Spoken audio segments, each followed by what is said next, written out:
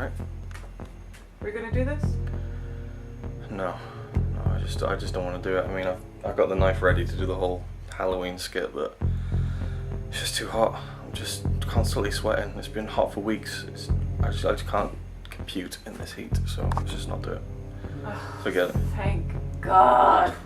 I hate that movie. You hate Halloween? Yeah. Fair enough, whatever. I don't care. Right, I'm just gonna go collapse on the bed. Wait, where's Lily? Lily? Don't know, I haven't seen her all day.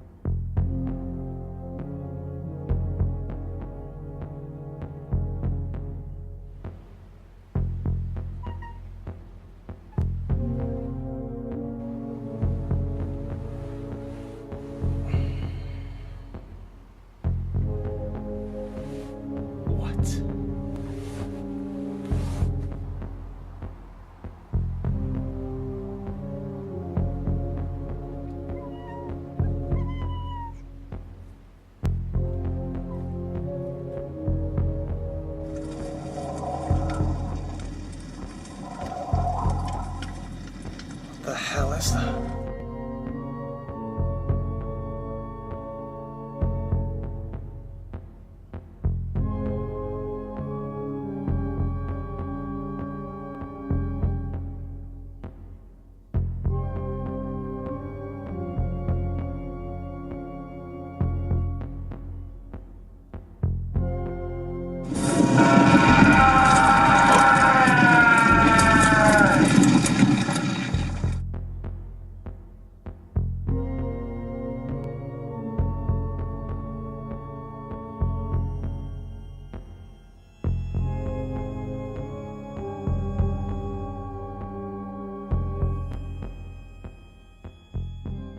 Hello, welcome back to the Blu-ray Brothers channel. I'm Luke and this is John Carpenter Week. I'm really excited to be doing a review for John Carpenter Week because he's one of my favourite directors, and of course, as you can tell, I'm reviewing The Thing, which is one of my favourite horror movies, probably my favourite horror movie actually of all time, and would probably be in my top 20 or 30 films of all time.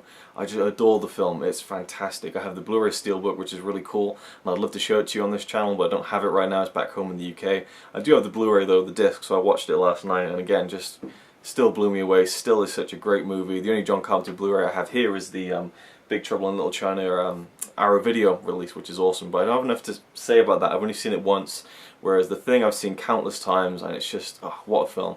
If you haven't seen it before, Kurt Russell stars as MacReady, who's kind of the main character on this Antarctic research base in the middle of nowhere, you know, snowy landscape. It's one of the reasons I love the film. It's just the landscape and the setting and that kind of isolation. Anything can happen and no one can save you, that kind of thing is really cool. And I guess that applies to other movies like Alien and so on, but yeah, I just really like the look and feel of that snowy landscape on this Antarctic research base. And basically, they're investigating something, and they've got a dog with them, and something kind of assimilates itself into the organism of the dog, and this weird organism, which is the Thing, it kind of imitates things and copies things and kind of goes into the bodies of other people on the research crew. We don't know who, and a lot of paranoia starts building up as these crazy things start happening, and these, you know, people start dying in very gruesome ways, and all this stuff weird stuff starts happening. And I really wouldn't want to say much more than that if you haven't seen The Thing, because you just got to see it for yourself. And when it came out, it was really not received well. It came out in 1982, and it was kind of a remake of the 1951 movie The Thing from Another World, but that in itself was an adaptation of a novella called Who Goes There by John W. Campbell, I believe. I think it was John W. Campbell. Yeah, John W. Campbell Jr., which I hadn't heard of before until I did the research. So he wrote kind of this novella which was the basis for The Thing from Another World. And The Thing, you know, isn't as much a straight up remake of The Thing from Another World as it is an adaptation, a different adaptation of Who Goes There by John Carpenter.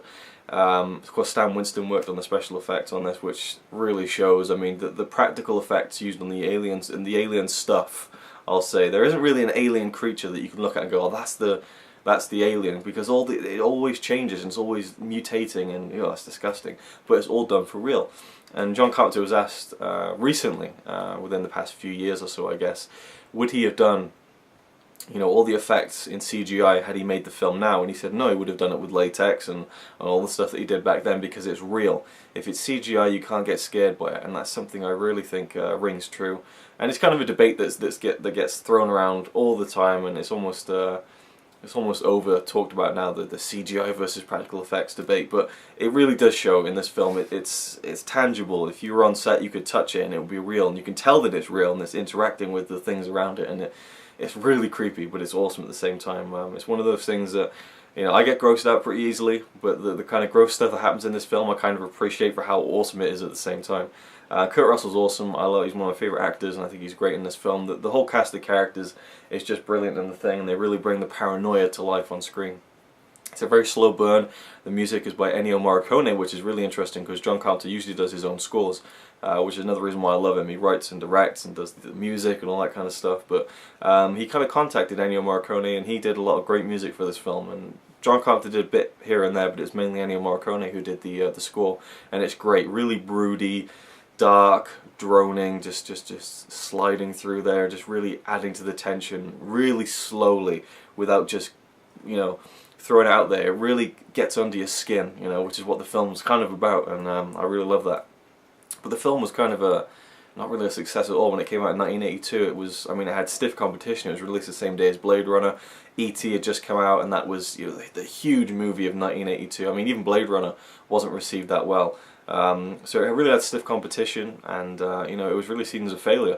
And John Carpenter said it was the one failure he took the hardest, because he felt like his career would have been so much different had that film been a success. And but since then it's gone on to have a cult following. It's now over 30 years old, and a lot of people love that movie. And anytime I see lists on Facebook or people in the YouTube movie community talking about their favourite horror films, I always see The Thing on there, which is great to see.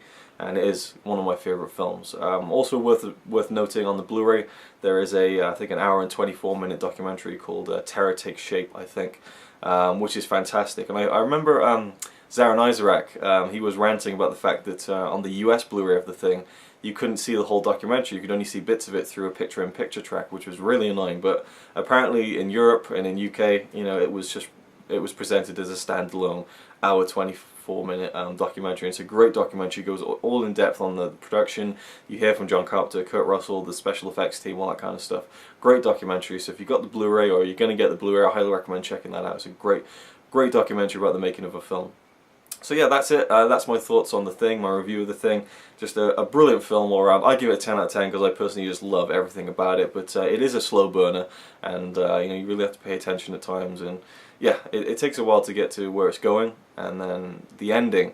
Well, I'll talk about the ending. If you don't want to know the ending, you haven't seen the film, then thank you for watching, and I'll see you next time. But here's some spoilers.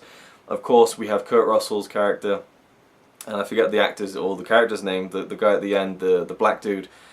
And they're both sitting there basically waiting, all the carnage has taken place, and they're basically waiting to see if either of them has the thing inside of them, and we never find out, and it just goes to credits. And I think that is just amazing. It's such a nihilistic take on things, and a really bleak ending, which I love because it's realistic. That probably is what would have happened, considering all the stuff that was going on throughout the film.